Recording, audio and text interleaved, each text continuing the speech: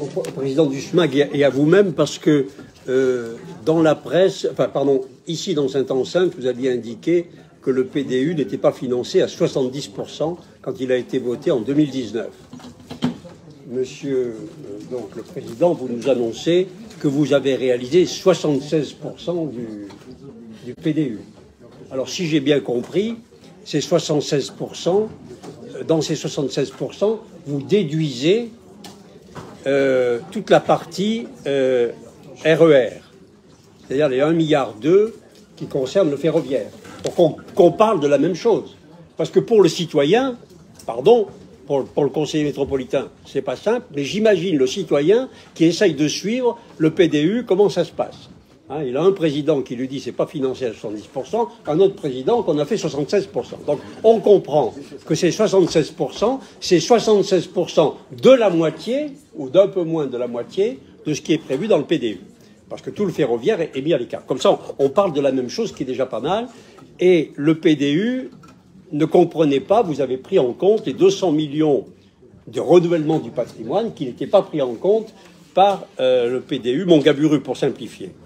Alors, ensuite, il faut toujours simplifier pour ramener à la compréhension.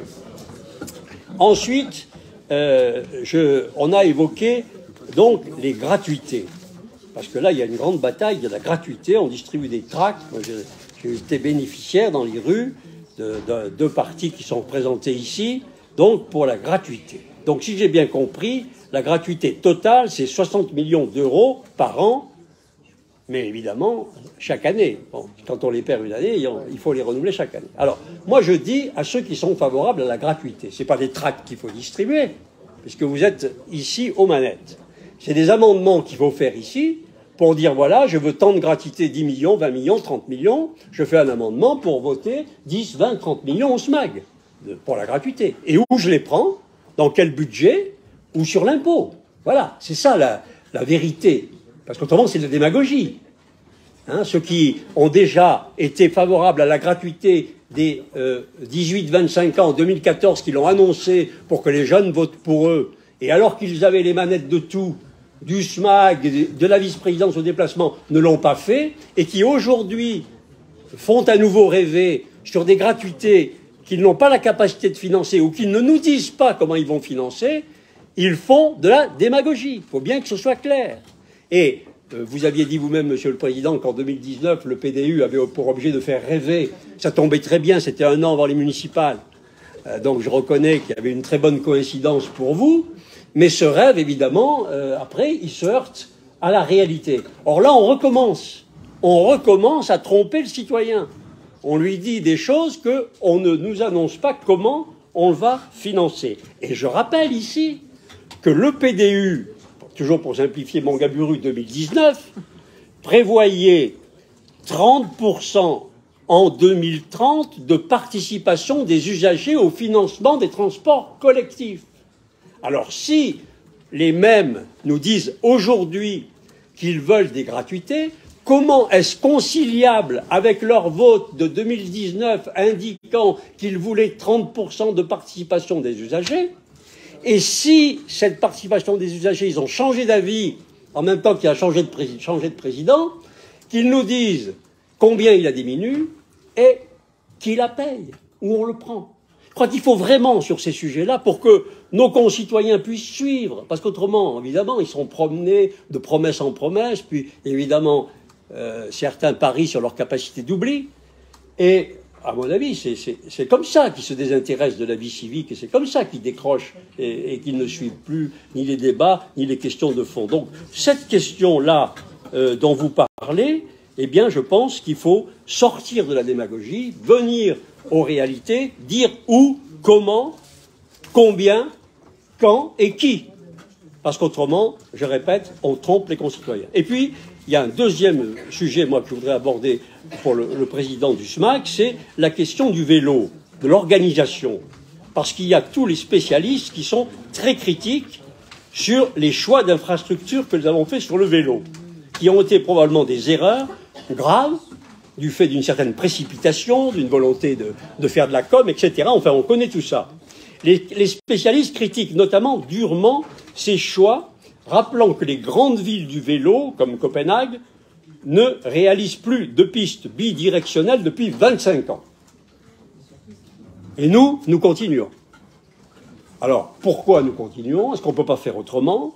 Pour les spécialistes, le modèle de la piste unidirectionnelle située toujours à droite de la chaussée, c'est le modèle sécurisant qui permet vraiment le développement de la pratique cyclable. Et nos pistes bidirectionnelles sont en plus très étroites, elles rencontrent des obstacles extrêmement nombreux, des stops, des priorités de ci, de là. Elles sont très difficiles pour la pratique du vélo, selon ceux qui en sont les spécialistes. Et il rappelle que les autoroutes à vélo de ces grandes villes à vélo sont toutes séparées des routes et toutes dans la périphérie des villes. Nous sommes les seuls à avoir mis des autoroutes à vélo à traverser l'hypercentre. Alors, est-ce que tout ceci ne doit pas maintenant être revu? Il est indiqué également qu'il considère comme absurde d'avoir mis une piste cyclable entre deux voies de bus. Il estime que ça n'a pas de sens. Et donc, pourquoi on l'a fait? Est-ce qu'on peut faire autrement?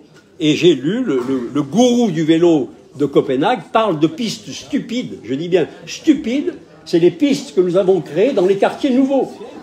C'est-à-dire, Monsieur le Président, dans la partie de la presqu'île, nous avons créé des pistes qui sont en bordure des voitures en stationnement, ce qui fait que chaque fois qu'une porte de voiture s'ouvre, le cycliste doit faire un écart, aller sur la chaussée, et c'est donc considéré comme des pistes stupides et dangereuses. Là, je parle des quartiers nouveaux, où nous devions normalement être en avance, performants, de qualité. Nous ne le sommes pas. Alors, est-ce que ces critiques que j'ai lues, en particulier de la part de M. Philippe Descamps, est-ce que ces critiques que j'ai lues sont exactes, correspondent à la réalité? Est-ce que cela va vous permettre de corriger? J'ai lu sous sa plume, ça m'a vraiment fait très plaisir. Il y a des moments où on peut avoir des moments de plaisir. Il indique que l'existence de vraies pistes cyclables, celles réservées aux vélos le long du Drac et de l'Isère, à l'écart de toute circulation motorisée, sont les vraies pistes cyclables. C'est extraordinaire. J'étais le président du département qui les a faites. Génial. À une époque où personne ne les réclamait. Donc, ça m'a fait plaisir de lire ça, mais c'est surtout les critiques qui m'ont intéressé, parce que de savoir si on va les prendre en compte et si on peut corriger un système qui, effectivement, renvoie parfois les cyclistes sur les trottoirs, avec tout ce que cela représente comme inconvénient pour le piéton, et qui démontre que le système a été mal pensé.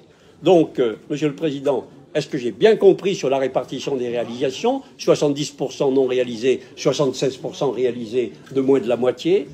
Deuxièmement, les gratuités, où on prend l'argent pour ceux qui les réclament. Et troisièmement, l'aménagement des infrastructures cyclables nouvelles pour répondre aux besoins très importants de la demande en la matière.